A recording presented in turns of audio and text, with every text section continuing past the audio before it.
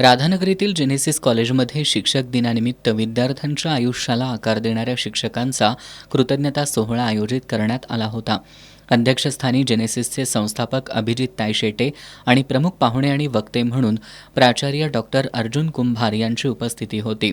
यावेळी बोलताना प्राचार्य डॉक्टर अर्जुन कुंभार यांनी शिक्षक पिढ्या घडवतो, राष्ट्र घडवतो आणि ते घडवण्याचं काम शिक्षकांनी केलंय याचं समाधान असलं तर हे शिक्षण शासनाच्या प्राधान्यक्रमात नसणं हे खेदजनक असल्याचं नमूद केलं. आणि तयार केलेलं टायटॅनिक, सजवलेलं टायटॅनिक तुमच्या आमच्यासाठी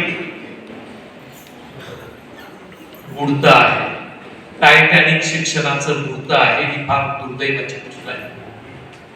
उद्ध्वस्त होत आहे.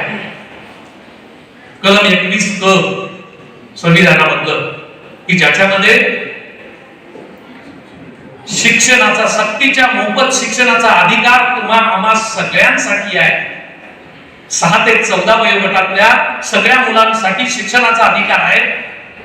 पण आज 20 फटाखालच्या शाळा बंद, पुढे जाऊन मग जरासा रेटा आल्यावर 10 फटाखालच्या शाळा बंद, अशा पद्धतीचे निर्णय घेतले जात असताना 2012 नंतर शिक्षक भरती बंद केली जात असताना हे जहाज आहे आता खरंच बुडायला लागलेला आहे. खरंच बुडायला लागलेला.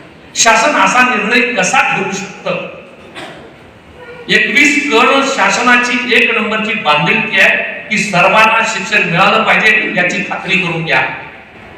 जगाच्या इतिहासामध्ये आणि वर्तमानामध्ये प्रगत देशांनी 6-7% 9% जीडीपीचा खर्च केला. दिल्ली राज्यानं 24% खर्च केला.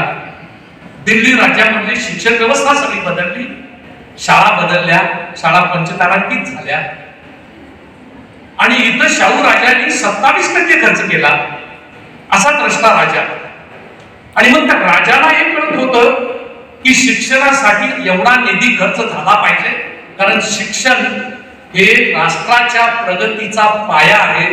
दरम्यान संस्थापक अभिजित तायशेटे यांनी राजर्षी छत्रपती शाहू महाराजांच्या दूरदृष्टीनं तयार झालेला राधानगरी तालुका शैक्षणिकदृष्ट्या विकसित व्हावा यासाठी एकत्रित प्रयत्नांची गरज असल्याचं सांगितलं.